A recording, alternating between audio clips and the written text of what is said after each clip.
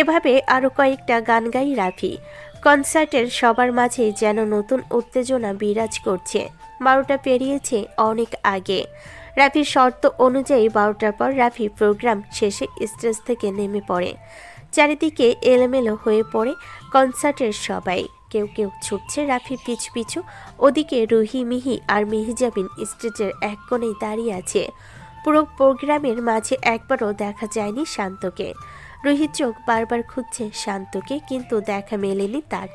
অবশেষে প্রোগ্রাম শেষ হতে দেখা মেলে শান্তর। স্টেজের অন্য পাশে কয়েকটা মেয়ের সাথে দাঁড়িয়ে হেসে হেসে কথা বলছে সে। শুধু কথাই বলছে না, মেয়েগুলো আবার গা ঘেঁষে দাঁড়িয়ে সেলফি তুলছে শান্তর সাথে। এসব দেখে দাঁতে দাঁত পিষে কটমট করে তাকায় রুহি। রীতিমতো রাগে ফুঁসছে সে। মেহজাবিন পিছন থেকে হাত নেড়ে শান্তকে ইশারা করে, কিন্তু শান্ত তাকায় না ওদের দিকে। কিছুক্ষণ পর মেয়েগুলো চলে যেতেই শান্তর চোখ যায় অপর দিকে দাঁড়িয়ে থাকা রুহির দিকে। রাগে গজগজ করছে রুহি। ওর পিছনে দাঁড়িয়ে আছে মিহি আর মেহজাবিন। শান্ত চোখ গোল গোল করে তাকিয়ে শুকনো একটা ঢোক গিলে এগিয়ে আসে। দাঁত কেলিয়ে বোকা বোকা হাসি দিয়ে বলে, তোমরা এখানে? সেই কখন থেকে আমি তোমাদের খুঁজছি, তোমরা জানো? শান্তর কথায় কেউ উত্তর করে না। মেহজাবিন শান্তকে মাথা নেড়ে ইশারা করে বলে, তুমি আছিস? শান্ত ঠোঁট উল্টে তাকায় রুহির দিকে, গলা ভিজিয়ে করুণ স্বরে বলে, কি হয়েছে জানো? তোমার শরীর খারাপ লাগছে? এই এত ঠান্ডার মধ্যেও তোমার চোখ দিয়ে এভাবে আগুন বের হচ্ছে কেন? এমনিতেই আমি তোমার রূপের আগুনে ঝলসে যাচ্ছি। এভাবে রাগের আগুনে আমাকে আর জ্বালিয়ে দিও না জান। এত জ্বললে আমি যে গ্রিল মোড়ক হয়ে যাব। আর তোমার তো গ্রিল পছন্দ নয়, তাই না? একটু শোনো আমার কথা। শান্তর উল্টাপাল্টা কথায় মিহি আর মেহজাবিন মুখ চেপে হাসছে। ওদিকে রুহি রাগে গজগজ করতে করতে বলে, কোথায় ছিলেন এতক্ষণ? আমি আমি তো ওই মানে কী মানে করছেন? ওই মেয়েগুলোর সাথে কি করছিলেন আপনি? আর এমন গা ঘেঁষিবে দাঁড়িয়েছিলেন কেন? এই জন্যই বলি, কোথায় যেন পড়েছিলাম। পুরুষ মানুষ আর ছাগল, এই দুই জিনিসকে চোখে চোখে রাখতে হয়, নয়তো কখন কিসে মুখ দেয় কিছু বলা যায় না। তুমি কি আমাকে ছাগল বললে? বিশ্বাস করো আমি কোথাও মুখ দেইনি জান। না মানে ওই মেয়েগুলো তো রাফির সাথে সেলফি তোলার জন্যই আমার কাছে এসেছিল, কিন্তু রাফি তো অনেক বিজি, তাই আরিফ আর আমার সাথেই সেলফি তুললো। বোঝোই তো সেলিব্রিটি মানুষ। শেষের কথাটা একটু ভাব নিয়ে বলল শান্ত। রুহি ফোঁস করে উঠল, হয়েছে, খবরদার আমাকে অজুহাত দেখাবেন না। যান, ওই মেয়েগুলোর কাছে যান। তোদের মধ্যে আবার শুরু হয়ে গেছে? পিছন থেকে রাফির গম্ভীর কণ্ঠ ভেসে আসে। সবাই ঘাড় ঘুরিয়ে তাকায় সেদিকে। সিভিল ড্রেসে মুখে মাস্ক লাগিয়ে ওদের কাছে এসে দাঁড়ায় রাফি। রাফিকে দেখে অমনি মিহির পিঠ সোজা হয়ে যায়। রাফি একবার আর চোখে দেখে নাই মিহিকে। এদিকে শান্ত ছলছল চোখে তাকিয়ে আছে রাফির দিকে। শান্তকে দেখে রাফি জিজ্ঞেস করে, কি হয়েছে? শান্ত এক নিঃশ্বাসে এক নাগারে সব কিছু বলে দেয় রাফিকে। রাফি একবার রুহিকে দেখে, তারপর শান্ত দিকে তাকিয়ে কটমট করে বলে, শালা, আগে নিজের চরিত্র ঠিক কর, নয়তো আমার বোনকে কিন্তু তোর হাতে তুলে দেবো না বলে দিলাম। শান্ত চোখ বড় বড় করে তাকাই। ও ভেবেছিল রাফি হয়তো ওর কথা বলবে, কিন্তু তার হলো কই। শান্ত নাক টেনে টেনে অভিমানী স্বরে বলে, খবরদার নিজের চরিত্র আগে ঠিক কর, তারপর আমাকে বলতে আসবি। শান্তর কথায় রাফি সহ বাকিরাও ভুরু জড়ো করে ওর দিকে তাকাই। একই সাথে এতগুলো দৃষ্টি দেখে থতমত খেয়ে যায় শান্ত। আমতা আমতা করে বলে, না মানে দেখ, আমার কোনো বোন নেই, আর যদি থাকতো তবুও তুই ওকে বিয়ে করতি না। কিন্তু তোর বোন আছে, আর পৃথিবী উল্টে পাল্টে গেল আমি ওকেই বিয়ে করব। তাহলে ভেবে দেখ, সম্পর্কের দিক দিয়ে কে শালা, আমি না তুই? এখান থেকে ভেবে দেখ আমার চরিত্র কতখানি ফুলের মতো পবিত্র। শান্তর কথায় পাত্তা না দিয়ে রাফি সবাইকে উদ্দেশ্য করে বলে, দেরি হয়ে যাচ্ছে, তাড়াতাড়ি চলো, বাসায় ফিরতে হবে। বলে হাঁটা লাগে রাফি। রাফি পিছু পিছু সবাই এগিয়ে যায়। শান্ত রুহিকে ভেঙচি কেটে ভাইয়ার হাত ধরে এগিয়ে যায়।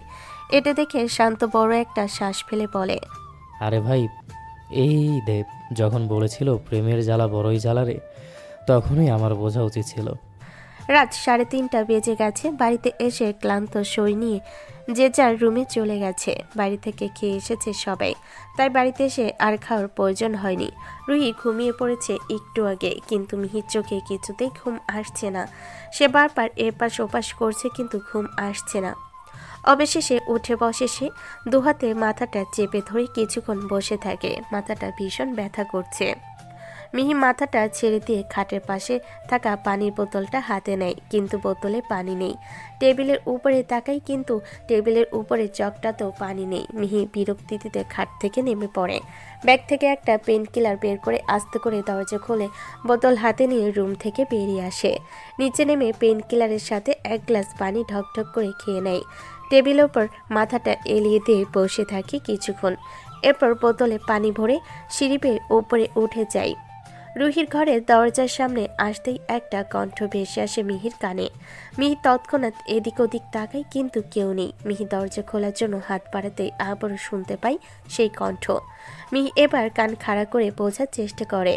একটা মহিলা কণ্ঠ ভেসে আসছে, গুনগুনিয়ে গান গাইছে হয়তো। মিহি আর একটু কান খাড়া করে বোঝার চেষ্টা করে কণ্ঠটা কোন দিক থেকে আসছে। উপরতলার সিঁড়ির প্রথমে রুমটা মেহেজাবিনের, তার পাশে রুমটা রুহির এবং তার পাশেরটা রাফির। মিহি চোখ সরু করে তাকায় রাফির রুমের দিকে। এত রাতে রাফির ঘর থেকে মহিলা কণ্ঠ ভেসে আসছে। মিহি একটু অবাক হয়, সাথে অস্বস্তিও কাজ করছে মিহির মনে। সে কাঁপা কাঁপা গুটি গুটি পায়ে এগিয়ে যায় রাফির ঘরের সামনে। মহিলা কণ্ঠটা এখন আর শোনা যাচ্ছে না। মিহি কিছুক্ষণ দাঁড়িয়ে থাকে দরজার সামনে, কিন্তু আর কিছু শোনা যাচ্ছে না। মিহি এটাকে নিজের ভ্রম ভেবে একটা প্রশস্ত নিঃশ্বাস নিয়ে রুহির ঘরের দিকে পা বাড়ায়। দুপা এগোতেই আবারও ভেসে আসে সেই গুনগুন কণ্ঠ। মিহি এবার ভয় পেয়ে তড়িৎ বেগে পিছন ফিরে তাকায়। জোরে জোরে শ্বাস নিতে থাকে সে। আশেপাশে তো কেউ নেই, তাহলে এই কণ্ঠটা কোথা থেকে ভেসে আসছে? ভয়ে ভয়ে মিহির পা কাঁপছে, পায়ের তলা শিরশির করছে। মিহি আবারও খান কাড়া করে বোঝার চেষ্টা করে কণ্ঠটা কোথা থেকে আসছে। কণ্ঠটা লক্ষ্য করে মিহি এগিয়ে যায়। রাফির ঘরের পাশে আরও একটা ঘর আছে। ঘরের দরজাটা বাইরে থেকে লাগানো। মিহি কান পেতে শুনতে থাকে। গুনগুনিয়ে এই কণ্ঠ ঘরের ভেতর থেকেই আসছে। একটা মহিলা কণ্ঠ গুনগুন করে গাইছে, ঘুম যাও সোনা রে, ঘুম যাও জাদু রে, তুই ছাড়া সোনা জাদু, বল আমার কি আছে, তোর মুখ দেখে শুধু আমারই প্রাণ বাঁচে। এই ঘরটা আগে তেমন লক্ষ্য করেনি মিহি। ঘরের ভেতর কে থাকে তাও জানা নেই। মিহির জানা মতে বাড়ি কেউ এই ঘরে থাকে না। তাহলে এই ঘর থেকে কার কণ্ঠ ভেসে আসছে? অজানা ভয়ে মিহির কপালে বিন্দু বিন্দু ঘাম জমেছে। এই ঠান্ডাতেও ঘামছে সে। গায়ের পাতলা চাদরটা ভালোভাবে গায়ে জড়িয়ে নেয় সে। কপালে ঘাম মুছে কাঁপা কাঁপা হাতে দরজা খুলে দেয়। দরজা ঠেলে এক পা ভেতরে প্রবেশ করে। ঘরে লাইট জ্বলছে না, একটা ডিম লাইট জ্বলছে শুধু। ডিম লাইটের আলোতে পুরো ঘরটা ভালোভাবে বোঝা যাচ্ছে না। দরজার পাশেই সুইচ বোর্ড। সুইচ বোর্ড হাতে সুইচ অন করতেই পুরো ঘর আলোকিত হয়। চোখে হঠাৎ আলোর প্রতিফলন হতেই মিহি চোখ কুঁচকে বন্ধ করে নেয়। ধীরে ধীরে পিটপিট করে চোখ খোলে সে। চোখ খুলতে সামনে খাটে বসে থাকা এক মধ্যবয়স্ক মহিলা নজরে আসে মিহির। হঠাৎ তাকে দেখে ভয়ে মিহির হাত থেকে পানির বোতলটা পড়ে যায়। শব্দ হয় একটু। মুখ থেকে অচিরে চিৎকার বেরিয়ে আসতে চায়, তবে চিৎকার করার আগে নিজের মুখ চেপে ধরে সে। জোরে জোরে শ্বাস নিয়ে মুখ থেকে হাতটা সরায় মিহি। মহিলাটি কেমন অবাক হয়ে মায়া ভরা দৃষ্টিতে তাকিয়ে আছে মিহির দিকে। মুখটা কেমন ফ্যাকাশে হয়ে আছে তার। মাথার খোপাটা একটু এলোমেলো হয়ে গেছে। তাকে দেখে মনে হচ্ছে অনেকদিন ধরে এই ঘরের ভেতরেই আছেন তিনি। তার কোলে একটা সুন্দর পুতুল রাখা। তিনি দুহাতে আগলে আছেন পুতুলটিকে। মিহি চারিদিকে একবার নজর বুলিয়ে ধীর পায়ে এগিয়ে যায় মহিলাটির দিকে। মহিলাটি এখনো মিহিকে দেখছে। মিহি খাটের এক পাশে বসে আলতো কণ্ঠে বলে, আপনি গান গাইছিলেন? মিহির কথাই জবাব না দিয়ে মহিলাটি মিহির গালে আলতো হাত রাখে। ধীরে ধীরে মাথায় হাত বুলিয়ে দেয় মিহির। তার স্পর্শে মিহির ভেতরটা কেমন স্যাঁত করে ওঠে। অদ্ভুত এক শীতলতা ছড়িয়ে যায় মিহির মনে। মহিলাটি মিহির মুখ দুহাতে আগলে নিয়ে মিহির কপালে একটা চুমু খান। আশঙ্কিক তিনি মিহিকে বুকে জড়িয়ে ধরেন। মিহি যেন স্তব্ধ হয়ে যায়। আপনা আপনি মিহির চোখ দিয়ে দু ফোঁটা পানি গড়িয়ে পড়ে। কেন গড়িয়ে পড়ে জানানি। মিহি হাত রাখে মহিলাটির পিঠে। মহিলাটি খুশিতে গদগদ হয়ে বলেন, তুই এসেছিস, কিন্তু এত দেরি করলি কেন আসতে? জানিস আমি তোর জন্য অপেক্ষা করছিলাম। মিহি ছেড়ে দেয় মহিলাটিকে। মিহি চোখের পানি মুছে বলে, আপনি আমাকে চেনেন? মিহির কথায় মহিলাটি নিজের শাহাদাত আঙ্গুল মিহির ঠোঁটে রেখে ফিসফিস করে বলে, শ্শ্, আমার মেয়ে ঘুমোচ্ছে, কথা বলিস না, আস্তে আস্তে কথা বল। কোলের পুতুলটিকে ইশারা করে কথাটি বলেন তিনি। মিহি পুতুলটির দিকে তাকিয়ে ধীর কণ্ঠে বলে, এটা আপনার মেয়ের? নাম কি আপনার মেয়ের? ওর নাম মিফতাহুল। তাই? তাহলে বলুন তো আমি কে? আপনি আমাকে চেনেন? মহিলাটি কপালের ভাঁজ ফেলে মাথা চুলকে বলে, কে তুই? তোকে তো আগে দেখিনি আমি। আমাকে চেনেন না? তাহলে একটু আগে আমার জড়িয়ে ধরে চুমু খেলেন কেন? আর কেন বলছিলেন যে আপনি আমার অপেক্ষায় ছিলেন? জানি না তো। মহিলাটির এমন খাপছাড়া কথায় মিহি অবাক হয়ে যায়। এমন সময় ঘরের চাপানো দরজা খুলে ভেতরে প্রবেশ করে কেউ। মহিলাটি সহ মিহি দুজনেই একসাথে তাকায় দরজার দিকে। দরজায় থাকা লোকটি অবাক হয়ে তাকিয়ে আছে। মিহি নরম দৃষ্টিতে তাকিয়ে আছে লোকটির দিকে। তাকে দেখে মহিলাটি প্রসন্ন কণ্ঠে বলেন, তুইও এসেছিস? দেখ না, মিফতাহুল কিছুতেই ঘুমোতে চাইছে না। আর এটা কে রে? আগে তো কখনো দেখিনি। খাটের পাশে হেলান দিয়ে চেয়ারে মাথা এলিয়ে চোখ বুজে বসে আছে রাফি। তখন মিহির হাত থেকে পানির বোতল পড়ে যাওয়ার শব্দে এই ঘরে এসেছিল সে। তবে ঘরে এসে মিহিকে দেখবে এটা কল্পনাতেও ছিল না। এমনিতেও এই ঘরে সবাই আসে না। ঘরে আসার পর রাফির সাথে মিহির তেমন কথা হয়নি। রাফি ধীরে ধীরে চোখ খুলে তাকায় সিলিংয়ের দিকে। এক ধ্যানে কিছুক্ষণ তাকিয়ে থাকে একই ভঙ্গিতে। এরপর উঠে দু হাতে হাঁটুতে ভরতে একটু হেলে বসে, দৃষ্টি উপেক্ষা করে সামনের খাটের উপর। মিহি আদর্শ হয়ে অতি যত্নে মাথায় হাত বুলিয়ে দিচ্ছে মহিলাটির।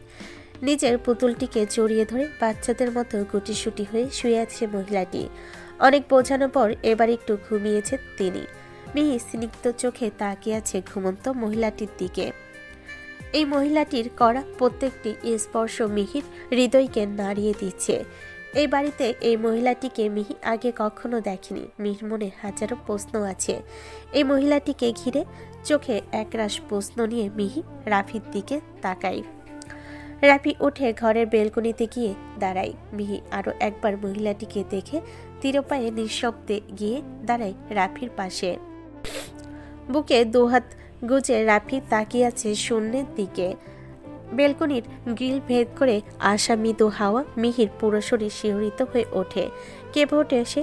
অথচ এই ঠান্ডাতেও রাফির গায়ে একটা পাতলা ফুল হাতা টি শার্ট ছাড়া আর কিছুই নেই। মিহি ভুরু কুচকে তাকায় রাফির দিকে। এর আগেও সে রাফিকে এমন মনমরা হয়ে থাকতে দেখেনি। মিহি মৃদু কণ্ঠে মাথা নামিয়ে বলে, সরি, আমার হয়তো এখানে আসা উচিত হয়নি। রাফি তাকায় মিহির দিকে। এবারের তাকানোতে রাফির চোখে কোনো অনুভূতি ছিল না। রাফি নির্বিকার ভঙ্গিতে চোখ ফিরিয়ে আবারও তাকায় শূন্য আকাশের দিকে। মিহি বলে, কে উনি? ওনাকে তো আগে কখনো দেখিনি। উনি মেহজাবিনের মা, আর আমাদের মামনি। মিহি চমকে তাকায় রাফির দিকে। রাফি আবারও বলে, ঠিক শুনেছেন, উনি মেহজাবিনের মা, এই বাড়ির মেঝো করতে রবিয়া চৌধুরী। ওনার এই অবস্থা কেন? কি হয়েছে ওনার? মিহির কণ্ঠে ব্যাকুলতা। রাফি বলে, উনি মানসিকভাবে অসুস্থ, দেখে বুঝতে পেরেছেন নিশ্চয়ই। কিন্তু ওনার এই অবস্থা কি করে হলো? ওনার এই অবস্থা আজ থেকে নয়, 15 বছর আগে থেকে। 15 বছর আগে একটা অ্যাক্সিডেন্টে স্বামী আর সন্তানকে হারিয়ে ওনার এই অবস্থা হয়। সেদিনে সে অ্যাক্সিডেন্টে আমার মেঝো চাচা শরীফ চৌধুরী আর তার 2 বছরের ছোট্ট মেয়ে মিফতাহুল দুজনেই মারা যায়। মামনি ভাগ্যক্রমে বেঁচে যায়, কিন্তু স্বামী সন্তানকে হারানোর শোক সহ্য করতে পারেননি তিনি। ধীরে ধীরে মানসিক ভারসাম্য হারিয়ে ফেলেন। অনেক চিকিৎসা করানো হয়েছে, কিন্তু কোনো লাভ হয়নি। মিহি কথাগুলো বলতে গিয়ে রাফির গলা কেঁপে ওঠে, চোখ ভিজে আসে তার।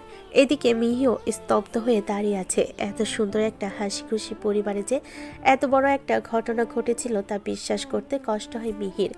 মিহি অনেক সময় মেহজাবিনকে লক্ষ্য করেছে। মেয়েটা কেমন মনমরা হয়ে থাকে অনেক সময়। বাবার বোনকে হারিয়েছে ছোটবেলায়, মা থাকতো মাকে কাছে পায়নি সে। মেহজাবিনের কষ্ট অনুভব হতে মিহির বুকটা মুচড়ে ওঠে। সে কি কখনো পারবে তার মা বাবাকে ছাড়া থাকতে? না, পারবে না, কিছুতেই পারবে না। রাফির চোখে পানি দেখে মিহি কাঁপা কাঁপা গলায় রাফিকে বলে, আপনার চোখে পানি? জানেন, মিফতাহুল না অনেক ছোট ছিল। রোহিত থেকে 14 দিনের ছোট ছিল। কত কিউট একটা বাচ্চা ছিল।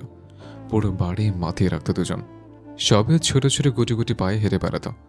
কিন্তু সেই দিনের পর, আর সবচেয়ে বড় বিষয় কি জানেন? ওর লাশটা আমরা খুঁজে পাইনি। মেজো বাবার লাশ খুঁজে পেয়েছিলাম, কিন্তু ওর লাশ পায়নি। মেয়ে কি বলবে বুঝতে পারে না, চোখের ঘন পাপড়ি চাপে দুফোঁটা জল গড়িয়ে পড়ে ওর। আরও কিছুক্ষণ নীরবে দুজন দাঁড়িয়ে থাকে বেলকুনিতে। কিছুক্ষণের মধ্যে ভোরের আলো ফুটবে। রাফি চোখ বন্ধ করে একটা বড় শ্বাস নিয়ে বলে, ঘরে যান। আর এত রাতে বাইরে বেসছিলেন কেন? মিহি গলা খাদে নামিয়ে জবাব দেয়, ও ওই ঘরে পানি ছিল না তাই। আর মাথাটাও ভীষণ ব্যথা করছিল, মেডিসিন খেতে হতো, তাই পানি নেওয়ার জন্য নিচে গিয়েছিলাম। আর উপরে উঠতেই ওনার কণ্ঠ শুনতে পাই। এখন ঠিক আছেন? মাথা ব্যথা কমেছে? হুম। মাথা নিচু করে ছোট্ট জবাব দেয় মিহি। রাফি বলে, আপনার সাহস আছে দেখছি। এত রাতে এভাবে ভয় করলো না আপনার? হুম, আমি অনেক সাহসী। রাফি একটু হাসে, মোলায়েম কণ্ঠে বলে, যান, এখন ঘুমিয়ে পড়ুন। ঘুমানোর প্রয়োজন, নয়তো মাথা ব্যথা বেড়ে যাবে। মিহি বাধ্যের মতো ঘর থেকে বেরিয়ে আসে। আসার পূর্বে আরও কয়েক পলক দেখে নেয় রাবেয়া চৌধুরীকে। কি সুন্দর জড়সড় হয়ে পুতুলটিকে জড়িয়ে ধরে ঘুমিয়ে আছেন তিনি। মেয়ে ঘর থেকে বেরিয়ে আসার পরও রাফি কিছুক্ষণ দাঁড়িয়ে থাকে বেলকুনিতে। পরের দিন সকাল সকাল ঘুম থেকে উঠে রুহিকে রাতের সব ঘটনা খুলে বলে মিহি। দুজনেই কফির মগ হাতে নিয়ে চুপচাপ বসে আছে। রুহি শ্বাস ছেড়ে বলে, মামুনির ঘরে আমরা তেমন যাই না। অনেক সময় উনি আমাদের, এমনকি মেহজাবিন আপুকে দেখলেও রেগে যান। ওনাকে সামলানো মুশকিল হয়ে পড়ে। এ বাড়িতে ভাইয়া ছাড়া মামুনিকে কেউ সামলাতে পারে না। বাইরের কাউকে তো উনি সহ্যই করতে পারে না। তাহলে আমাকে কালকে কিছু বললো না কেন? কেই জানে। তবে হ্যাঁ, এই বাড়িতে ভাইয়া ছাড়া ওই ঘরে আর তেমন কেউই যায় না। জানিস, ওই অ্যাক্সিডেন্টে মিফতাহুল্লের মৃত্যুর পর ভাইয়া আমাকে আর কখনো একা ছাড়েনি। সবসময় আমাকে আগলে রেখেছে। ভাইয়া হয়তো ভয় পায়, যদিও আমিও কখনো। তৎক্ষণাৎ রুহির মুখ চেপে ধরে মিহি। চুপ, এসব কথা একদম মুখে আনবি না। রুহি হাসে, মুখ থেকে মিহির হাতটা সরিয়ে দুহাতের মুঠোয় নেই মিহির হাতটা। শীতল কণ্ঠে বলে, আমার ভাইয়া অনেক ভালো রে পাখি। আমার সব ছোট বড় আবদার সব সময় পূরণ করেছে, আমাকে সব সময় সাপোর্ট করেছে। আমার সবচেয়ে বড় শক্তি হচ্ছে আমার ভাইয়া। আমি যদি কোনো দিন জীবনে সফলতা পাই, তাহলে সেই সফলতার গল্পের সেরা হবে আমার ভাইয়া। আমি চাই ভাইয়া যা চায়, যাকে চায় তাকেই যেন পায়। সাগর পরিমাণ সুখ আসুক আমার ভাইয়ার জীবনে, স্রোতের মতন সফলতা আসুক আমার ভাইয়ার জীবনে, উত্তম কেউ আসুক যে ভাইয়াকে ভাইয়ার মতো করেই আগলে রাখবে, ভাইয়ের মতো করেই ভালোবাসবে। জীবনে কোনো দুঃখের ছায়াও যেন স্পর্শ করতে না পারে আমার ভাইয়াকে। ভাইয়াকে নিয়ে রুহির মুখে এমন কথা শুনে আপনি আপনি মিহির ঠোঁটের কোণে এক চিলতে হাসির রেখা ফুটে ওঠে। সকালে ব্রেকফাস্টের সময় রাফির মুখোমুখি হয়েছিল মিহি। এরপর আর দেখা হয়নি। তাড়াহুড়ো করে ব্রেকফাস্ট করে রাফি বাড়ি থেকে বেরিয়ে গেছে। বিকেলে বাড়ি ফেরার আগে মিহি একবার গিয়েছিল রাবিয়া চৌধুরী ঘরে। রাবিয়া চৌধুরীর সাথে কিছুক্ষণ সময় কাটিয়েছে সে, সাথে রুহি আর মেহজাবিনও ছিল। রাবেয়া চৌধুরী মেহজাবিনকে চিনতে পারেনি। অনেকদিন পর মাকে জড়িয়ে ধরে অঝরে কেঁদেছে মেহজাবিন। রাবেয়া চৌধুরী শুধু অবাক নয়নে চেয়েছিলেন মেহজাবিনের দিকে। এরপর বিকেল হতে ড্রাইভার মিহিকে বাড়িতে পৌঁছে দেয়। মিহির সাথে আর দেখা হয়নি রাফির। মিহি বাড়িতে এসে ফ্রেশ হয়ে নিচে নেমেছে। নিচে নামার পর থেকে আব্বুর কোলে মাথা রেখে শুয়ে আছে সোফায়। আজমাল হোসেন এক হাতে মেয়ের মাথায় হাত বুলিয়ে দিচ্ছেন এবং একই সাথে টিভিতে নিউজ দেখছেন তিনি। মাঝে মাঝে টিভি থেকে চোখ সরিয়ে মিহিকে দেখছেন। এসেছে থেকে মিহি কেমন মনমরা হয়ে আছে, একটা বাড়তি কথা বলছে না। একধানে সিলিংয়ের দিকে তাকিয়ে আছে মিহি। আজমাল হোসেনের কপালে সূক্ষ্ম ভাঁজ পড়ে মেয়ের ব্যবহারে। তিনি অন্য হাতে রিমোটটা দিয়ে টিভি অফ করে দেন। এবার পূর্ণ দৃষ্টি নিক্ষেপ করে মেয়ের দিকে। শান্ত গলায় বলেন, কি হয়েছে আম্মু? এসেছো থেকে দেখছি কেমন মনমরা হয়ে আছো, কথাও বলছো না। কি হয়েছে তোমার? কেউ কিছু বলেছে? মিহি সিলিংয়ের দিকে তাকিয়ে বলে, আচ্ছা আব্বু, প্রত্যেকটা মানুষের জীবনেই একটা না একটা কষ্ট থাকে, তাই না? মেয়ের কথায় আজমল হোসেন খানিকটা চমকেই। তিনি উত্তর দিতে কিছুটা অপ্রস্তুত হয়ে পড়েন। কিছুক্ষণ সময় নিয়ে তিনি বলেন, সবার জীবনে কষ্ট থাকে মা। কেউ সেই কষ্ট প্রকাশ করে, আর কেউ মনের ভেতর লুকিয়ে রাখে। কেউ হারানোর কষ্ট পায়, আর কেউ না পাওয়ার কষ্ট পায়। কেউ চেয়েও পায় না, আর কেউ পেয়েও হারায়। প্রিয়জন হারানোর কষ্ট অনেক গভীর হয়, তাই না আব্বু? হুম। বাড়ি একটা শ্বাস ফেলে বলেন আজমল হোসেন। জানো আব্বু, রুহিদের পরিবারটা না অনেক সুন্দর। কি সুন্দর সবাই মিলে একসাথে একই ছাদের তলায় থাকে। কিন্তু ওদের এই সুন্দর পরিবারে যে এমন একটা ঘটনা আছে। কেন, কি হয়েছে? সাবিনা বেগমও এবার পাশে বসে মেয়ের। দুজনে ওদের আগ্রহ নিয়ে তাকিয়ে আছে মেয়ের দিকে। মিহি বলে, যেন 15 বছর আগে রুহির মেজো চাচা একটা অ্যাক্সিডেন্টে মারা যায়। আর ওই অ্যাক্সিডেন্টে তার সাথে তার 2 বছরের একটা মেয়েও মারা যায়। মেয়েটার লাশও খুঁজে পায়নি তারা। আজমল হোসেন আর সাবিনা বেগম একে অপরের দিকে তৎক্ষণাৎ তাকান। সাবিনা বেগম জোরে জোরে নিঃশ্বাস নিচ্ছেন। মিহি বলে, ওই অ্যাক্সিডেন্টে বেঁচে যায় রুহির মেজো চাচি, কিন্তু তিনি এখন মানসিক রোগী। জানো আম্মু, কাল আমি যখন ওনার ঘরে গিয়েছিলাম, উনি আমায় জড়িয়ে ধরে চুমু খেয়েছিলেন। কি সুন্দর করে চেয়েছিলেন আমার দিকে। ওনার গায়ে না কেমন তোমার মতো মা গন্ধ আছে জানো। সাবিনা বেগম একটা ঢোক গিলে বলেন, মা তো মাই হয়, মায়ের গায়ে তো মামা গন্ধ থাকবেই। উনিও তো একজন মা, তোর না হোক অন্য কারোর মা তো উনি। মিহি আনমনে বলে, ওদের মতো আমাদেরও একটা সুন্দর যৌথ পরিবার হলে খারাপ হতো না, তাই না আব্বু? আজমল হোসেন নিশ্চুপ থাকেন। কথাটা বলে মিহি আপন মনে উঠে চলে যায় নিজের ঘরে। সাবিনা বেগম হাত মুঠি করে জোরে জোরে শ্বাস নিচ্ছেন। আজমল হোসেন তাকে সূক্ষ্ম চোখে দেখে নেন। সাবিনা বেগম কোনো কিছু নিয়ে ভয় পাচ্ছেন, আর তার ভয়ের কারণটা আজমল হোসেন খুব ভালো করেই জানেন। দেখতে দেখতে দিন কাটছে, মাঝে কেটে গেছে অনেক দিন। ধীরে ধীরে পরীক্ষা দিন এগিয়ে আসছে। আজকাল পড়াশোনায় বেশ ব্যস্ত হয়ে পড়েছে মিহি। 2 মাস পর ফাইনাল এক্সাম। এরই মাঝে আবার রয়েছে মেহজাবিনের বিয়ের আর মাত্র 3 দিন বাকি। রুহি বারবার পই পই করে মিহিকে বিয়ের 1 সপ্তাহ আগে চৌধুরী বাড়িতে আসতে বলেছিল। মিহি একমাত্র বেস্ট ফ্রেন্ড, আর ওর বোনের বিয়েতে মিহি 1 সপ্তাহ আগে আসবে না তা কি করে হয়? কিন্তু বিয়ের আর 3 দিন বাকি আছে। মিহি এখনও যায়নি বিয়েতে। সে রুহির কথা রাখেনি, রাখবে বা কী করে? মিহি তো যেতে চেয়েছিল, কিন্তু সাবিনা বেগম যেতে দেয়নি ওকে। তিনি কিছুতেই একা 1 সপ্তাহ মেয়েকে দূরে রাখতে রাজি নন, তাই মিহি যেতে পারেনি। ওদিকে রুহি ফুলে বোম হয়ে আছে। 2 দিন ধরে কথা বলেনি মিহির সাথে। ফোন করলেও ফোন রিসিভ করেনি, মেসেজের রিপ্লাইও দেয়নি। আজ সাবিনা বেগমের অনুমতি পেয়ে মিহি এসেছে চৌধুরী বাড়িতে। চৌধুরী বাড়ি নতুন করে সাজানো হচ্ছে। বাড়ির বড় মেয়ের বিয়ে বলে কথা, কোনো দিক থেকে কোনো কমতি থাকবে না। বিয়ের সমস্ত অনুষ্ঠান বাড়িতেই করা হবে। চৌধুরী বাড়ির বিশাল গার্ডেন এরিয়া কোনো কমিউনিটি সেন্টারের থেকে কম নয়। 3 দিন পর বিয়ে। কাল সঙ্গীত, পরের দিন হলুদ আর মেহেন্দি, আর তারপরের দিন বিয়ে। সঙ্গীতের জন্য এরকমভাবে সাজানো হচ্ছে পুরো বাড়ি।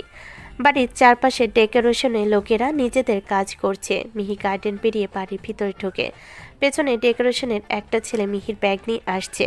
ব্যাগটা একটু ভারী ছিল। গেটের কাছে দারুণ চাচা ডেকোরেশনের ছেলেটাকে ডেকে বলেছে ব্যাগটা ভেতরে পৌঁছে দেওয়ার জন্য। মিহি বাড়ির ভিতরে ঢুকতেই একসাথে অনেককে দেখতে পাই ড্রয়িং রুমে। এখনো সব আত্মীয় স্বজন আসেনি, টুকটাক এসেছে, তাতেই বাড়ি ভর্তি। ড্রয়িং রুমের কয়েক জোড়া চোখ তাকিয়ে আছে মিহির দিকে।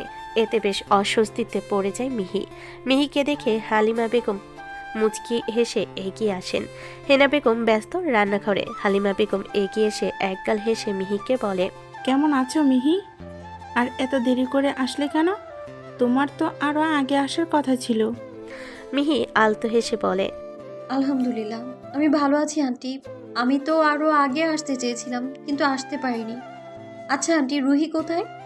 ও তো নিজের ঘরেই আছে। তোমার উপর বেশ রেগে আছে কিন্তু। যাও এবার গিয়ে বান্ধবীর রাগ ভাঙাও।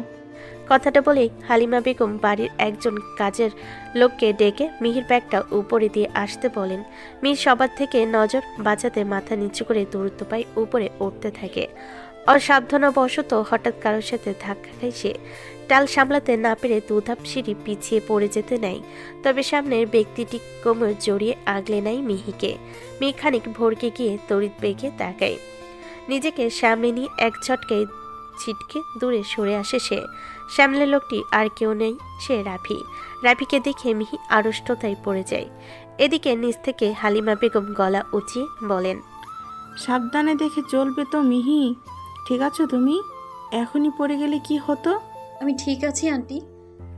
মিনমিন করে জবাব দিয়ে মিহি রাফির দিকে তাকায়। কেবল শাওয়ার নিয়ে বেরিয়েছে রাফি। গলায় এখনো টাওয়াল ঝুলানো। পরনে ধূসর রঙা একটা টি শার্ট আর ট্রাউজার। টি শার্টের কিছু অংশ ভেজা। ঠান্ডার কারণে ফর্সা মুখশ্রী লাল বর্ণ ধারণ করেছে। এমন অবস্থায় রাফিকে আরও বেশি স্নিগ্ধ লাগছে। মিহি এমনিতে রাফির কাঁধ পর্যন্ত। রাফিকে দেখতে হলে মাথা উঁচু করে তাকাতে হয় ওকে। তার উপর এখন আবার রাফি একটা সিঁড়ি উপরে দাঁড়িয়ে আছে। মিহি মাথা উঁচু করে রাফিকে দেখে নিল।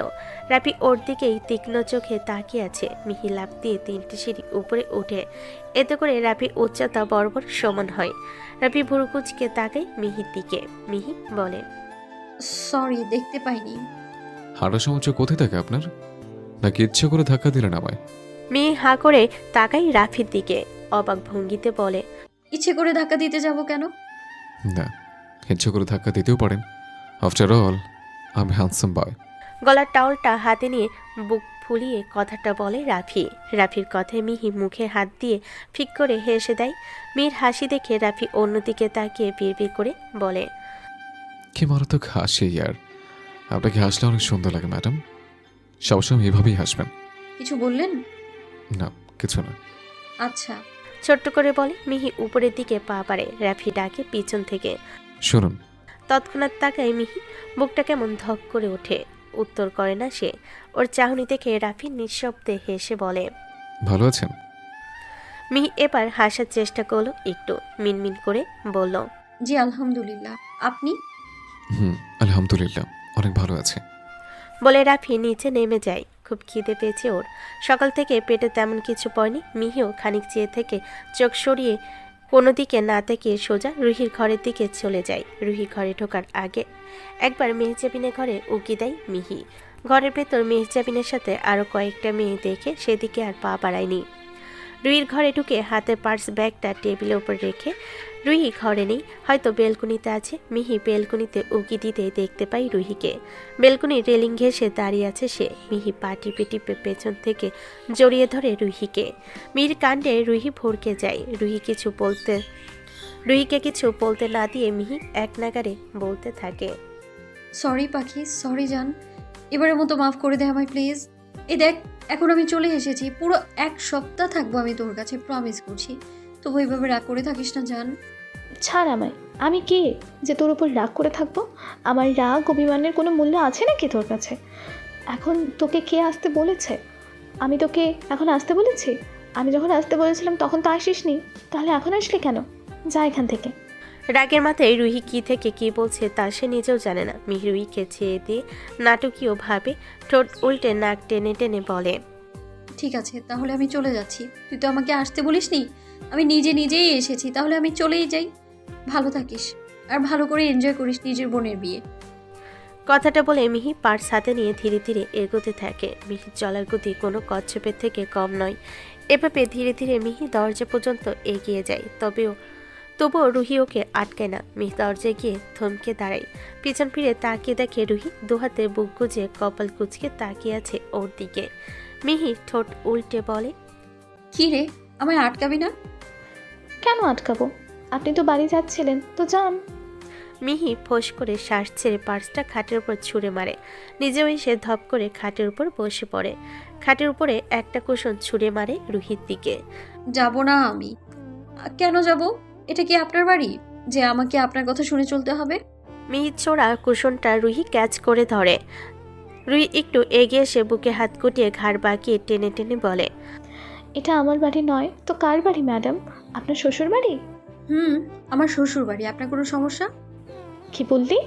দুজনে দুষ্টু মিষ্টি ঝগড়ার মাঝে কথায় কথায় মিহি কি বলে ফেলেছে সেটা খেয়াল হতেই জিভে কামড় দেয় সে।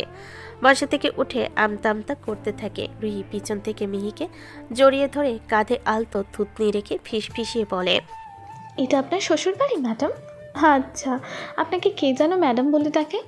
আর আমার জানা মতে এই বাড়িতে তো একটাই ছেলে আছে। তা সেই ছেলের বউ নাকি আপনি? না মানে বউ হওয়ার প্ল্যানিং করছেন নাকি? কি বউ হবেন? বউ হওয়ার ইচ্ছা আছে? মিহি গা ছেড়ে কয়েক পা সরে দাঁড়ায়। ছি, কি বলছিস এসব? সব তোর জন্য হয়েছে। তোর জন্যই আমি এইসব বলেছি। তোকে তো আমি। বলতে বলতে রুহির পেছনে ধাওয়া করে মিহি। রুহি আগে আগে আর মিহি পেছনে পেছনে। খাটের দুদিক থেকে দুজনে একে অপরের দিকে কুশন ছোড়াছুড়ি করছে। দুজনের হাসির শব্দে মুখরিত হয়ে উঠল পুরো ঘর। কে বলবে একটু আগে এই দুজন আর একজনের উপর রাগ অভিমান করে বসেছিল। দুজনের এমন চঞ্চল কীর্তির মাঝে ঘরে ঢোকে হেনা বেগম। এ কি কি করছিস তোরা? এমন বাচ্চাদের মতো লাফালাফি করছিস কেন?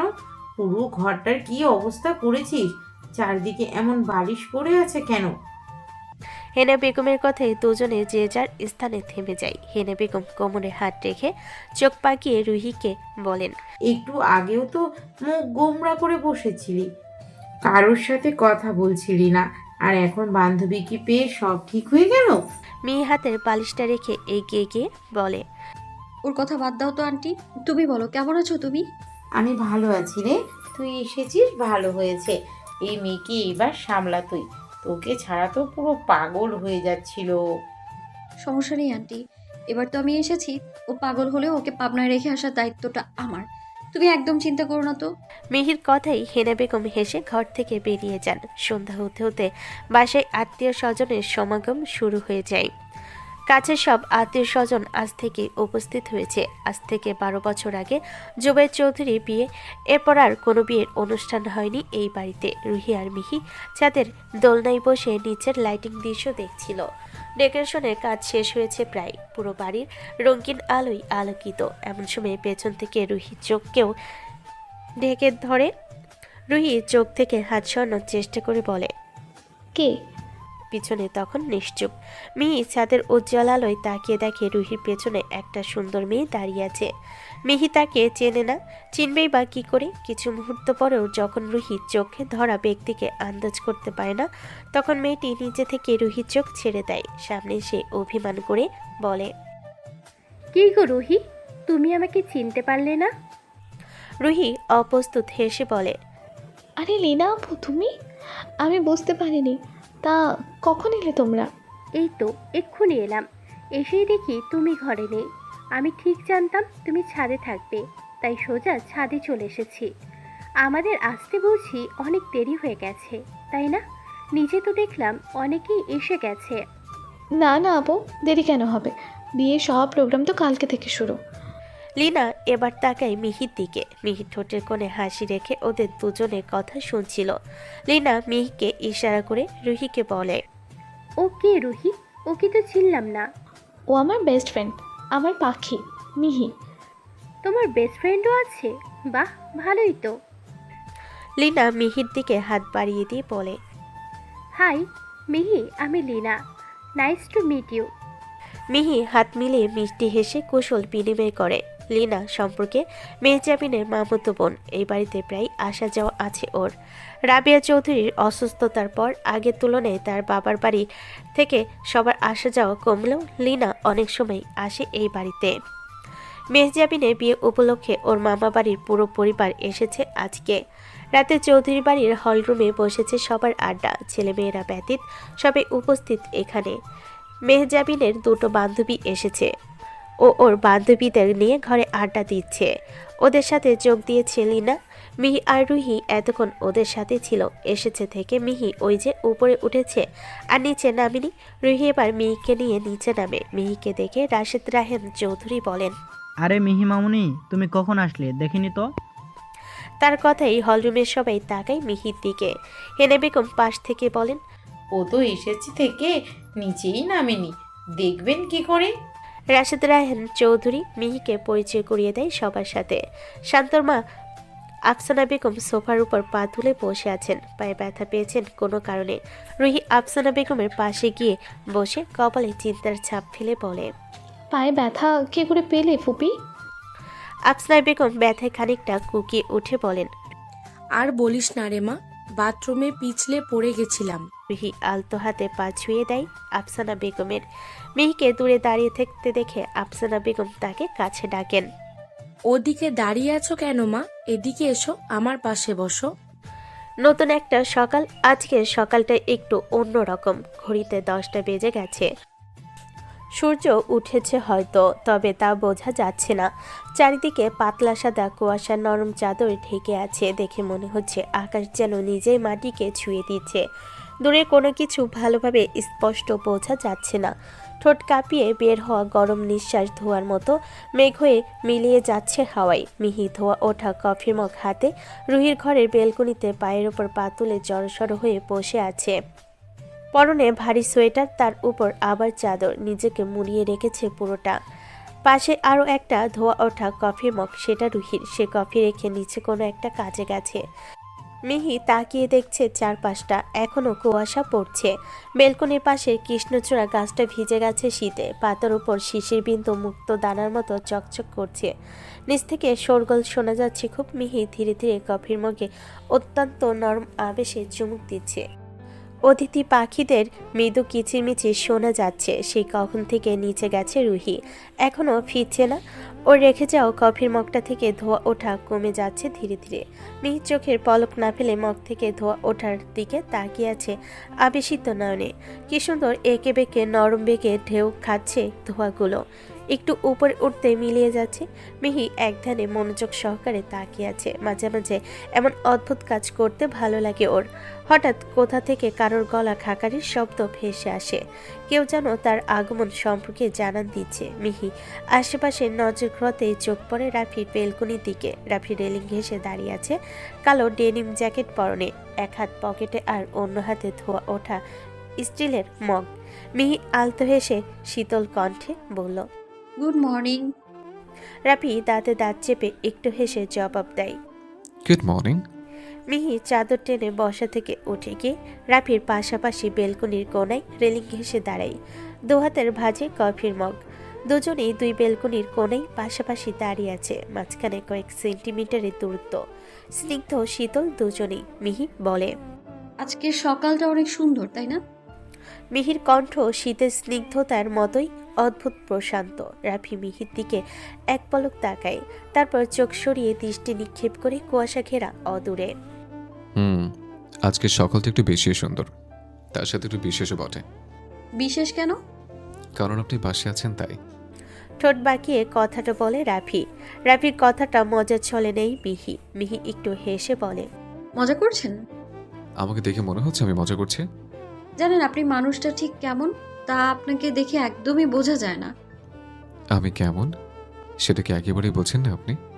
মিহি তাকায় রাফির দিকে। রাফি আগে থেকেই তাকিয়েছিল। রাফির চোখে অদ্ভুত গভীরতা। মিহি চোখ সরিয়ে নেয় রাফির থেকে, কফির মগে চুমুক দিয়ে বলে, আপনি ওই কুয়াশার মতো, স্পষ্ট নন বরং ঝাপসা। আরে বাহ, উপমা দিচ্ছেন? কবি হয়ে গেলেন নাকি? শুনেছি প্রেমে পড়লে নাকি মানুষ কবি হয়ে যায়। তা আপনি আবার আমার প্রেমে পড়ে গেলেন নাকি ম্যাডাম? প্রেম আর আমি? প্রেমে পড়লে মানুষ কবি হয় বুঝি? জানতাম না তো। তবে এই ক্ষুদ্র জীবনে ইচ্ছে আছে কারো প্রেমে পড়ার। একদিন খুব করে তীব্রভাবে কারো প্রেমে পড়ব। তাহলে আমার প্রেমে পড়েছেন, চলুন প্রেমটা শুরু করে দিই। জানেন, বোনের বান্ধবীর সাথে প্রেম করার আমার অনেক আগের ইচ্ছে। আপনার সাথে প্রেম করলে খারাপ হবে না, কি বলেন? মিহি জানে রাফি মজা করছে। রাফির তালে তালে মিহিও রাফির দিকে ঘুরে নাটকীয় স্বরে হাত নেড়ে বলে, তা প্রেম কি করে করতে হয় জানেন তো? দেখুন, ওসব বিষয়ে কিন্তু আমার কোনো এক্সপিরিয়েন্স নেই। মিহির কথায় রাফি হেসে ফেলে। মিহির মুখের দিকে ঘুরে চোখে চোখ রেখে হাসকি স্বরে বলে, সমস্যা নেই, আমি আছি তো। প্রেম কি করে করতে হয় শিখবেন? শেখাবো। রাফির কথায় লজ্জা পায় মিহি। খুনসুটির মাত্রা বেশি হয়ে গেছে। রাফি এখনো একইভাবে তাকিয়ে আছে। লজ্জায় মাথা নিচু করে নেয় মিহি। ঘন পলক ফেলে জিভ দিয়ে ঠোঁট ভিজিয়ে আমতা আমতা করতে করতে বলে, এবার একটু বেশি বেশি হয়ে গেল না? আমাদের মাঝে বোধ হয় এই ধরনের কথা বলাটা শোভা পায় না। আমি এখন যাই। বলে তড়িৎ গতিতে পা বাড়াতে নিলে রাফির কণ্ঠ ভেসে আসে, শুনুন। মিহি ফিরে তাকায়। রাফি বলে, ওয়েট, চোখ বন্ধ করুন। কেন? কিছু একটা আছে আপনার চোখে। রাফির কথায় মিহি নড়ে চড়ে ওঠে। ঘন ঘন পলক ফেলে ব্যতিব্যস্ত হয়ে বলে, চোখে? কি আছে চোখে? একদম নড়বেন না, এদিকে আসুন। স্ট্যাচুর মতো এগিয়ে যায় মিহি। রাফি হাতে থাকা কফির মগটা পাশে রেখে বলে, চোখ বন্ধ করুন। তৎক্ষণাৎ চোখ বন্ধ করে নেয় মিহি। রাফি ঠোঁট টিপে একটু হেসে মিহির মুখের দিকে সামান্য ঝুঁকে পড়ে। মিহির ঘন চোখের পাপড়িতে বিন্দু বিন্দু শিশির কণা জমেছে। অতি ক্ষুদ্র শিশির কণা, কালো পাপড়িতে বিন্দু বিন্দু শিশির কণা মুক্তোর মতো ঝিকমিক করছে। রাফি নিজের শাহাদাত আঙ্গুল দিয়ে ছুঁয়ে দেয় মিহির চোখের পাপড়ি। এতে শীতল শিশির ভেজা পাপড়িগুলো কেঁপে ওঠে। সঙ্গে সঙ্গে কেঁপে ওঠে শব্দদোষী হৃদয়। দম আটকে চোখ খিচে নেয় মিহি। রাফি এই প্রথম খুব কাছ থেকে গভীরভাবে তাকিয়ে দেখে মিহির উজ্জ্বল শ্যামলা মুখের প্রতিটি রেখা। এভাবেই কিছু মুহূর্ত তাকিয়ে থাকে রাফি। মিহি পিটপিট করে চোখ খুলতে রাফি পিছিয়ে যায়। সাদাত আঙ্গুলটা এগিয়ে দেয় মিহির দিকে। আঙ্গুলের ডগায় পাপড়ি থেকে সংগ্রহ করা ক্ষুদ্র শিশির বিন্দু। সেদিকে তাকিয়ে ঠোঁটের কোণে হাসি ফুটে ওঠে মিহির। কুয়াশা মুছে যাচ্ছে, একটু একটু আলোকিত হচ্ছে চারপাশ। কৃষ্ণচূড়ার চিরল পাতার ফাঁক গলিয়ে এক টুকরো ঝিলিক এসে পড়ে মিহির মুখের উপর, যা মিহির হাসিকে আরো বেশি আলোকিত করে তোলে। নিচে হইচই শোনা যাচ্ছে। পার্লারের লোক এসেছে। মেহজাবিনের মেকআপ, ফেসিয়াল, ম্যানিকিউর, পেডিকিউর সব বাড়িতেই হবে। 8 জন এসেছে পার্লার থেকে। ফেসিয়ালের জন্য সিরিয়াল লেগেছে সবার।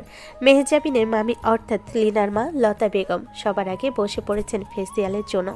বয়স বেড়েছে, তবে ছেলে মানুষই এখনও যায়নি তার। মেহজাবিনকে চোখে শসা আর মুখে প্যাক লাগিয়ে বসিয়ে রাখা হয়েছে। মেহজাবিনের 2 বান্ধবীকে ফেসিয়াল করানো হচ্ছে এখন। মিহি আর রুহি দূরের সোফায় বসে দেখছে সবার কাণ্ড। লিনা দাঁড়িয়ে আছে মায়ের পাশে। এমন সময় খুঁড়িয়ে খুঁড়িয়ে ঘরে ঢোকেন আফসানা বেগম। আফসানা বেগমকে ঘরে ঢুকতে দেখে রুহি এগিয়ে যায়। ফুফি, ঠিক আছো তুমি? তুমি আবার এই পা নিয়ে উপরে উঠতে গেলে কেন? আমি ঠিক আছি মা, পায়ে টান ধরেছিল, তাই একটু হাঁটাহাঁটি করতে করতে দেখতে এলাম তোদের সাজগোজ। রুহি আফসানা বেগমের হাত ধরে দরজার পাশে অন্য একটা সোফায় বসায়।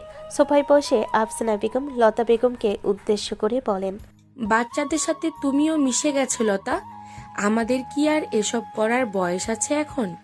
লতা বেগম হাত উঁচিয়ে কিছু একটা বোঝালেন আফসানা বেগমকে। মায়ের পাশ থেকে লিনা বোঝানোর স্বরে বলল, আম্মু এখন মুখে প্যাক লাগিয়েছে, আন্টি কথা বলে কুচকে যাবে, টান পড়বে মুখে। আফসানা বেগম হেসে দিলেন লিনার কথায়।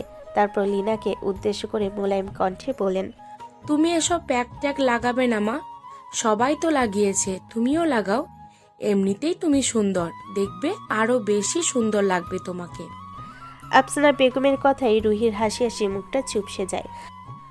আফসানা বেগমের পাশ থেকে ধীর পায়ে মিহির পাশে গিয়ে বসে। রুহি বসতেই মিহির রুহিকে কোনি দিয়ে খুঁচিয়ে মিটিমিটি হেসে বলে, কি ব্যাপার, এখন থেকেই শাশুড়ির এত যত্ন করা হচ্ছে? বিয়ের পর আরো কত কি করবি, তোর শাশুড়ির ভাগ্য ভালো আছে বলতে হবে। মিহির কথায় রুহি ঠোঁট উল্টে তাকায় মিহির দিকে। রুহির মুখে হাসি নেই, চোখ দুটো ছলছল করছে। রুহিকে দেখে মিহির মুখের হাসিও উধাও হয়ে যায়। রুহির বাহু ঝাঁকিয়ে মিহি বলে, কি হয়েছে পাখি, হঠাৎ মন খারাপ হয়ে গেল কেন তোর? আমি কি ভুল কিছু বললাম? হেই এভরিওয়ান, কি হচ্ছে এখানে? শান্তর কথায় সবাই তাকায় দরজার দিকে। শান্ত ভিতরে ঢুকতে ঢুকতে বলে, আরে বাহ, সবাই দেখি স্কিন কেয়ারে ব্যস্ত। আমার স্কিনটাও আজকাল একটু রুক্ষ হয়ে যাচ্ছে। তারপর আর চোখে রুহির দিকে তাকিয়ে বলে, বউয়ের আদর না পেলে যা হয় আর কি। বলতে বলতে শান্ত নজর যায় আফসানা বেগমের দিকে। আফসানা বেগম ভুরু কুচকে তাকিয়ে আছে শান্তর দিকে। শান্ত থতমত খেয়ে চুপসে যায় অমনি। মিনমিনিয়ে বলে, আরে আম্মু, তুমি এখানে? তুমিও ফেসিয়াল করবে নাকি? আমারও সব করতে হবে না, তুই বরং একটু নিজের যত্ন নে। দিন দিন চেহারার কি হাল বানাচ্ছিস, কে বিয়ে করবে তোকে? আমার বৌমার যোগ্য হও আগে, তারপর বিয়ে। আফসানা বেগমের কথায় মুখ চেপে হাসছে লিনা। শান্ত একবার নিজের দিকে আর একবার তাকায় রুহির দিকে। তারপর একটু ভাবুক ভঙ্গিতে বলে, ঠিক বলেছ আম্মু, তোমার বৌমার যোগ্য হতে হবে। এরপর লিনার দিকে ঘুরে আদেশের স্বরে বলে, এই মিস লিনা, জানতো একটা চেয়ার নিয়ে আসুন, আমিও ফেসিয়াল করব। শান্তর কথায় বাধ্য মেয়ের মতো লিনা চলে যায় চেয়ার আনতে। আফসানা বেগম লিনার যাওয়ার দিকে তাকিয়ে ঠোঁট প্রসারিত করে হাসেন। রুহি একবার আফসানা বেগম আর একবার শান্তকে দেখে সোফা থেকে উঠে ধপধপ পা ফেলে ঘর থেকে বেরিয়ে যায়। মিহি কিছু বুঝতে না পেরে এক মুহূর্ত পর রুহির পিছু পিছু হন্তদন্ত হয়ে সেও বেরিয়ে আসে। রুহিকে এভাবে বেরিয়ে আসতে দেখে শান্ত জিভ কামড়ে কপাল চাপড়ে বিড়বিড় করে বলে, খেয়েছে রে, এবার ঠেলা সামলাও। বলেই দ্রুত পায়ে বেরিয়ে আসে ঘর থেকে। আফসানা বেগম পিছন থেকে ছেলেকে ডাকতে ডাকতে বলেন, কিরে, কোথায় যাচ্ছিস? মেয়েটাকে চেয়ার আনতে পাঠালি, এখন আবার কোথায় যাচ্ছিস? ফেসিয়াল করবি না? মায়ের কথায় শান্ত বাইরে বেরিয়ে বিড়বিড় করে বলে, আজ আমার কপালে দুঃখ আছে মা, আগে বউ সামলাই, তারপর বউয়ের যোগ্য হব। এদিকে ঘরে এসে খাটের একপাশে বসে নাক টেনে টেনে কাঁদছে রুহি। মিহি রুহির পাশে বসে রুহিকে নিচের দিকে ঘুরিয়ে ব্যস্ত স্বরে বলে, কি হলো পাখি, কাঁদছিস কেন, কি হয়েছে? মিহির কথাই রুহির কান্নার বেগ আরও বেড়ে যায়। মাথা নিচু করে ঠোঁট কামড়ে ফুপিয়ে ওঠে রুহি। মিহি রুহির গালে হাত রেখে বলে, আরে পাগলি, কাঁদছিস কেন? হঠাৎ কি হলো তোর? একটু আগেও তো ঠিক ছিলি, এখন এভাবে কাঁদছিস কেন, বলবি তো? রুহি কন্দনরত কণ্ঠে কেঁপে কেঁপে বলে, আমি ওনাকে ছাড়া বাঁচবো না পাখি। ফুফি আমাদের সম্পর্কটা কখনো মেনে নেবে না। এটুকু বলেই আবারও ফুপিয়ে ওঠে রুহি। মিহি বলে, কেন মেনে নেবে না শুনি? ফুফি তো ওই লীনা আপুকে পছন্দ করে, লীনা আপুকে নিজের ছেলের বউ বানাতে চায়। এই কথাটা তোকে কে বলেছে? আমি নিজেই শুনেছি। ফুফি অনেক আগে থেকেই লীনা আপুকে পছন্দ করতো। এবারে সবাই জানে ফুফি নিজেই লীনা আপুর সাথে ওনার ছেলের বিয়ে দিতে চান। সবাই রাজি এই বিয়েতে। দেখলি না ফুফি কিভাবে লীনা আপুর প্রশংসা করছিল। মিহি তপ্ত শ্বাস ফেলে স্বাভাবিক কণ্ঠে বলে, তাহলে এই কারণেই তুই লীনা আপুকে প্রথম থেকে এড়িয়ে চলতি? লক্ষ্য করেছি আমি। আচ্ছা, এই বিষয়ে শান্ত ভাইয়া জানে? হুম। আর লীনা আপু? লীনা আপু জানে? না। লীনা আপু কি শান্ত ভাইয়াকে পছন্দ করে? না, কিন্তু কিন্তু কি? লীনা আপু ভাইয়াকে পছন্দ করে। রুহি মিহির চোখের দিকে তাকিয়ে কথাটা বলে। রুহির কথায় মিহির মুখের ভঙ্গিমা বদলে যায় খানিকটা। এক মুহূর্তের জন্য স্থির হয়ে যায় মিহি। বুকটা খানিক চিনচিন করে ওঠে। কেন তা জানা নেই মিহির। রুহি মিহির মুখের ভঙ্গিমা সূক্ষ্ম নেত্রে পর্যবেক্ষণ করে। কয়েক মুহূর্ত পরে মিহি শুকনো ঢোক গিলে জোরপূর্বক একটু হেসে বলে, তাহলে তুই এত ভাবছিস কেন? শান্ত ভাইয়া তো তোকে ভালোবাসে অনেক, আর তুই শান্ত ভাইয়াকে ভালোবাসিস। তোরা মিয়া বিবি রাজি তো কেয়া কারেগা কাজী। ভোর নাচিয়ে শেষ কথাটা বলে মিহি। মিহির কথা শেষ হতেই পিছন থেকে শান্তর কণ্ঠ ভেসে আসে, তোমার পাখিকে একটু বোঝাও, সে তো আমার কথা কিছুতেই বুঝতে চায় না। শান্তকে দেখে রুহি মুখ ফিরিয়ে নেয়। মিহি বসে থেকে উঠে দাঁড়ায় খাটের পাশে। শান্ত এগিয়ে এসে রুহি পায়ের কাছে হাঁটু গেড়ে বসে। রুহি অন্যদিকে মুখ করে রুক্ষ কণ্ঠে বলে, এখানে আসলেন কেন আপনি? চলে যান এখান থেকে। আপনার হবু বউ আপনার জন্য চেয়ার এনে দিয়েছে। যান, গিয়ে চেয়ারে বসে ফেসিয়াল করুন, স্কিনের যত্ন নিন। হবু বউয়ের যোগ্য হতে হবে তো নাকি? আমি কি তোমার যোগ্য নই? আমি কে আপনার? আবার যোগ্য হতে যাবেন কেন আপনি? আমি মামাতো বোন ছাড়া আর কি হই আপনার? তুমি আমার মামাতো বোন নও হে, তুমি আমার কে জানো? কথাটা বলে শান্ত বাঁকা হেসে খানিক সুর দিয়ে দু লাইন গেয়ে ওঠে, ডার্লিং তুই আমার ডার্লিং, হো আমার ডার্লিং, হো আমার darling, hello how are you. শান্তর কথায় মুখ চেপে ফিক করে হেসে দেয় মিহি। না চাইতো রুহিও মুখ ঘুরিয়ে হেসে দেয়। মিহি ঘর থেকে বেরিয়ে আসার জন্য পা বাড়ায়। এখানে থাকা ঠিক হবে না ওর। ঘর থেকে বেরিয়ে আলতো করে দরজাটা চাপিয়ে দেয় বাইরে থেকে। পিছন ঘুরতেই মুখোমুখি হয় রাফির। থতমত খেয়ে যায় মিহি। পর মুহূর্তে রাফিকে দেখে লিনার কথা মনে পড়ে যায় মিহির। মিহি চোখ নামিয়ে পাশ কাটাতে গেলে রাফি বলে, কি হয়েছে? মিহি রাফির দিকে না তাকিয়ে ছোট্ট করে জবাব দেয়, ওই কিছু না তো। রাফি ভুরুকুচকে তাকায় মিহির দিকে। বরাবরের মতো মিহির মুখে সে চেরোচে না হাসি নেই। আজকে সকালে কোনো কথা বা ঘটনা কি মিহির খারাপ লেগেছে? মিহির অস্বস্তি বুঝতে পেরে রাফি কথা ঘুরিয়ে বলে, সিসি কোথায়? ঘরে আছে? মিহির কণ্ঠ ক্ষীণ। রাফি ঘরে দরজা খোলার জন্য হাত বাড়াতে আচমকা উচ্চস্বরে না বলে চেঁচিয়ে ওঠে মিহি। রাফি বাড়ানো হাত থেমে যায়। চট করে মিহির দিকে তাকাই রাফি। কপাল কুঁচকে জিজ্ঞেস করে, কি হলো? কিছু না তো, এমনি। ভেতরে যাবেন না? কেন? ভেতরে কেউ নেই। চোখ সরু করে তাকাই রাফি তীক্ষ্ণ স্বরে বলে, একটু আগে তো বললেন রুহি ঘরে আছে। বললাম বুঝি, কখন বললাম? মিহির বোকা বোকা কথায় বুকে হাত গুটিয়ে মিহির দিকে সরু চোখে তাকায় রাফি। মিহি অপ্রস্তুত ভ্যাবলা মার্কা হাসি দিয়ে বলে, চলুন নিচে যাই। সন্ধ্যা হতেই পুরো বাড়ি রং বেরঙের আলোকসজ্জায় আলোকিত। বাল্ব, ফেয়ারি লাইট সহ রঙিন সাজসজ্জায় সজ্জিত বাড়ির প্রতিটি কোণা। চৌধুরী বাড়ি যেন রাজপ্রাসাদের রূপ নিয়েছে আজকে। আলোতে আলোতে ঝিকমিক করছে চারপাশ। ঠান্ডা শীতল আবহাওয়া, বিশাল গার্ডেনে পুরো স্পেস জুড়ে আয়োজন। একপাশে স্টেজ করা হয়েছে, বিভিন্ন ফুলের সমারোহে সুন্দর ও আকর্ষণীয় করে সাজানো হয়েছে মঞ্চটা। কাঁচা ফুলের গন্ধে চারিদিক মুখরিত। আত্মীয় স্বজন, বন্ধু বান্ধব, ছোট বড় সবাই মিলিত হয়েছে গার্ডেনে। নতুন সাজসজ্জায় আবৃত সবাই। স্টেজের মাঝখানে সোফায় বসে আছে মেহেজাবিন। ক্যামেরাম্যান বিভিন্ন পোজে ছবি তুলছে, ওর পাশে আছে ওর দুই বান্ধবী। স্টেজের ডান পাশে পিছনের দিকে সাউন্ড মিক্সার আর ডিজে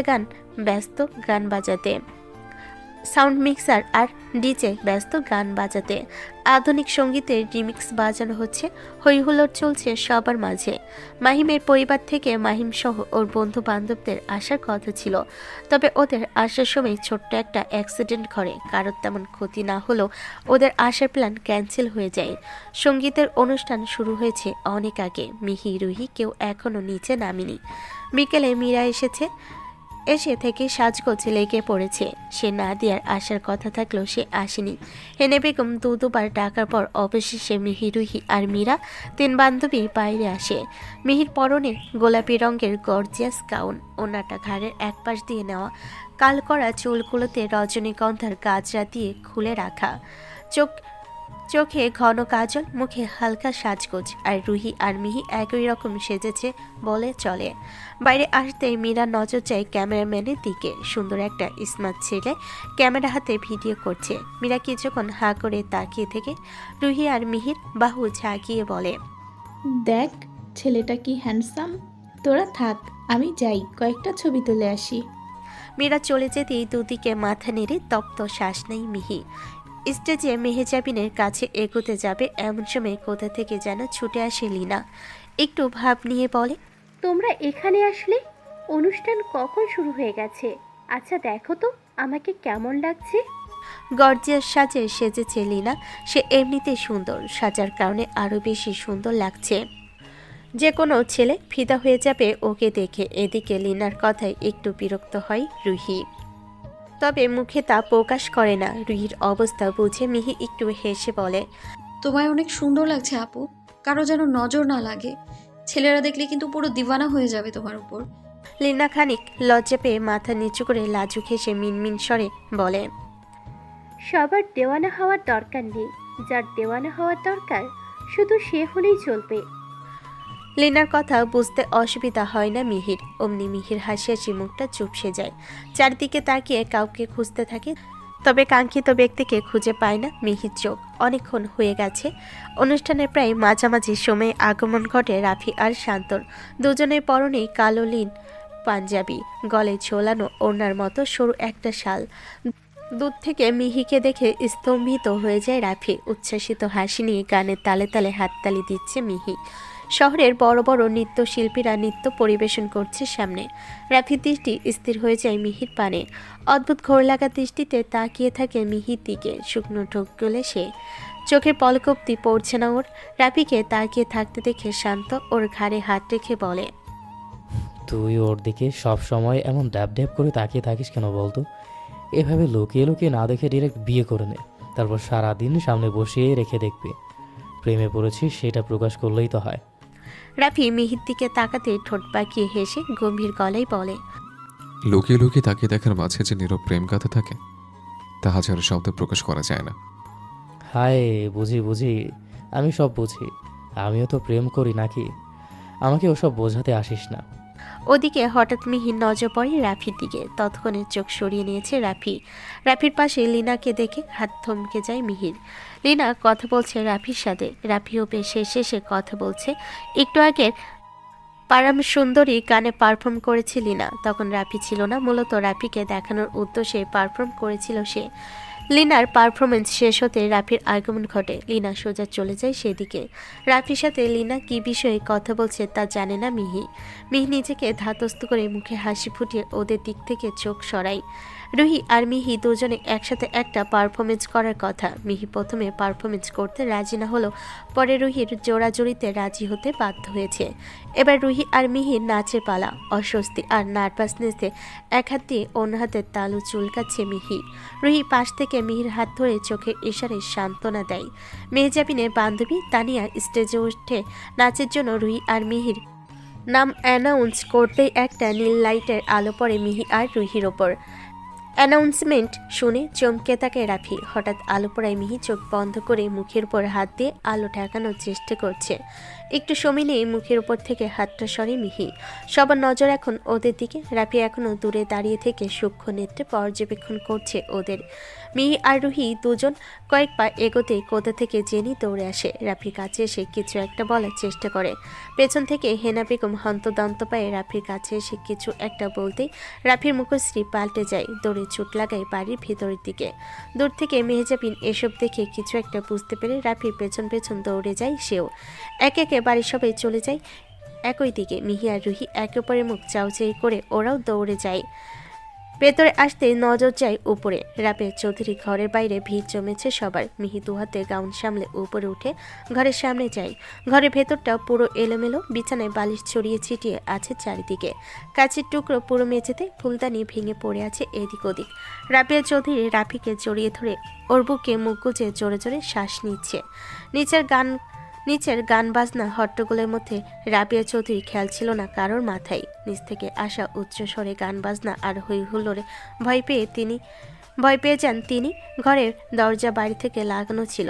গান বাজনার কারণে অনেক চেঁচামেচি পরও তার কণ্ঠ কেউ শুনতে পায়নি। অতিরিক্ত ভয় পেয়ে হাতের সামনে যা পেয়েছে তাই দিয়ে দরজা খোলার জন্য দরজায় আঘাত করেছেন রাবেয়া চৌধুরী।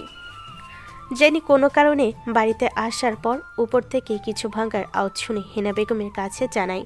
হেনা বেগমের পক্ষে রাবেয়া চৌধুরীকে সামলানো সম্ভব ছিল না। মিহি ঘরের সামনে গিয়ে দেখে রাবেয়া চৌধুরীকে বুকে আগলে মাথায় হাত রেখে শীতল কণ্ঠে সান্ত্বনা দিচ্ছে। কি হচ্ছে মামনি, ভয় পেয়েছিলে? এ দেখো আমি এসেছি, কিচ্ছু হবে না, শান্ত হও একটু, কিচ্ছু হয়নি দেখো। রাবেয়া চৌধুরীর চোখের নিচে পানি, মাথার চুলগুলো এলোমেলো হয়ে আছে, গুটিসুটি হয়ে লুকিয়ে আছে রাফির বুকে। দেখে বোঝা যাচ্ছে অনেক ভয় পেয়েছেন তিনি। মিহি অদ্ভুত দৃষ্টিতে তাকিয়ে থাকে রাফির দিকে। রাফি কি সুন্দর করে সান্ত্বনা দিচ্ছে রাবেয়া চৌধুরীকে। অনুষ্ঠানে প্রায় সব আত্মীয় স্বজনই ভিড় জমিয়েছে ঘরের বাইরে। রাবেয়া চৌধুরীর সম্পর্কে কেউ অজানা নয়। মেহজাবিন দরজায় মাথা ঠেকে নিস্তেজ হয়ে চোখের পানি ফেলছে। রাশেদ রায়হান চৌধুরী ওর মাথায় হাত রেখে ওকে নিয়ে সবার সামনে গিয়ে মাথা নিচু করে বলেন, আপনারা তো বুঝতেই পারছেন এখন কি অবস্থা। ক্ষমা করবেন, আজকে আর কোনো প্রোগ্রাম হবে না। আপনারা গিয়ে ফ্রেশ হয়ে নিন, রাত হয়েছে অনেক, সবার বিশ্রাম প্রয়োজন। রাশেদ রায়হান চৌধুরী কণ্ঠ ক্লান্ত ও ধীর। তার কথায় বাকিরা একে একে ঘরে বাইরে থেকে ভিড় কমে। কারোরই অজানা নয় রাবেয়া চৌধুরীর ব্যাপারটা। সবাই বুঝতে পারছে সবটা। রাত 12টা পেরিয়েছে। রুহির ঘরের ছোট্ট খাটটায় মীরা, রুহি আর মিহি একসাথে শুয়েছে তিনজন। মিহি মাঝখানে, মীরা রুহি মিহির দুপাশে শুয়েছে। রুহির ছোট্ট খাটটায় মোটামুটি দুজন আরামসে ঘুমাতে পারে, তবে তিনজনের ঘুমানোর জন্য আরামদায়ক নয়। মাঝখানে থাকা দরুন বেশ ঠাসাঠাসিতে পড়েছে মিহি। তারপর আবার রুহি মিহিকে আষ্টে পিষ্টে জড়িয়ে ধরে ঘুমিয়ে আছে। মীরা রুহি গল্প করতে করতে কিছুক্ষণ আগেই ঘুমিয়ে গেছে, তবে মিহির চোখে ঘুম নেই। চারিদিকে হাত পা ছড়িয়ে ছিটিয়ে ঘুমানোর অভ্যাস মিহির। এভাবে ঠাসাঠাসিতে কিছুতেই ঘুম আসছে না ওর। নিঃশ্বাস নিতেও কষ্ট হচ্ছে। এভাবে আরও কিছুক্ষণ থাকলে দম বন্ধ হয়ে যাবে। মিহি আলগোছে রুহিকে নিচের থেকে ছাড়িয়ে উঠে বসে।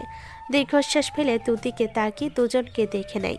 বেলকনি থেকে বাইরের মৃদু লাইটের আলো দেখা যাচ্ছে। মিহি সতর্কতার সহিত রুহিকে পাশ কাটিয়ে খাট থেকে নেমে পাটি টিপে বেলকনিতে গিয়ে দাঁড়াতেই এক ফালি তবকা হাওয়া ছেয়ে দেয় মিহিকে। মুক্ত বাতাসে চোখ বন্ধ করে একটা দীর্ঘশ্বাস নেয় মিহি। নিচের গার্ডেনে আলো জ্বলছে এখনো, কিছু আলো নেভানো। মিহি আকাশের দিকে তাকিয়ে দেখে রূপর থালার মতো চাঁদ উঠেছে, সাথে কোটি কোটি তারার মেলা। বরাবরই জ্যোৎস্না বিলাস পছন্দ মিহির। মিহির ইচ্ছে হয় ছাদে যাওয়ার, আরও কাছ থেকে চাঁদটাকে অনুভব করার ইচ্ছে জাগে। কিন্তু এত রাতে ছাদে কি যাওয়া ঠিক হবে, এটা ভেবে নিজের মনকে বারণ করে মিহি। তবে মন মিহির কথা শুনল না। বেলকনিতে কিছুক্ষণ হাঁটাহাঁটি করে নিজের মনের বিরুদ্ধে গিয়ে ছাদে যাওয়ার সিদ্ধান্ত নেয় মিহি। যেই ভাবা সেই কাজ। বেলকনি থেকে বেরিয়ে আলতো করে ঘরের দরজাটা চাপিয়ে দিয়ে ছাদের দিকে পা বাড়ায় মিহি। ঘর থেকে বের হওয়ার আগে নিজের চাদরটা চেয়ারের উপর রেখে দেয়, বেনি করা চুলগুলো এলোমেলো করে খুলে দেয়, নিজেকে একবার আয়নায় দেখে বেরিয়ে পড়ে। ছাদের দরজার কাছে আসতেই পা থমকে যায় মিহির। বিয়ে উপলক্ষে ছাদের লাইটিং করা হয়েছিল, তবে এখন সব আলো নেভানো। উত্তর দিকের এক কোণায় টিমটিমের একটা আলো জ্বলছে, চাঁদের আলোয় পুরো ছাদ আলোকিত। ছাদের দরজা বরাবর ঠিক সামনে রেলিংয়ের ওপর পা ঝুলিয়ে বসে আছে কেউ, পেছনের দিকটা দেখা যাচ্ছে শুধু। তবে পেছন থেকে তাকে চিনতে অসুবিধা হয়নি মিহির। তাকে দেখে আপনা আপনি মিহির শীতল ভুরু যুগল জড়ো হয়ে যায়। রাফি রেলিংয়ের ওপর পা ঝুলিয়ে বসে আছে, আকাশের দিকে মুখ করে এক ধ্যানে মগ্ন হয়ে আছে। রাফি এত রাতে ছাদে, তাও আবার একা। মিহির মনে প্রশ্ন জাগলেও এগোয় না সে। ঠিক যেভাবে এসেছিল সেভাবে নিঃশব্দে ফিরে পা বাড়ায় ঘরে আসার জন্য। তবে 52 পা মাটিতে পড়ার আগেই রাফির শীতল কণ্ঠ ভেসে আসে।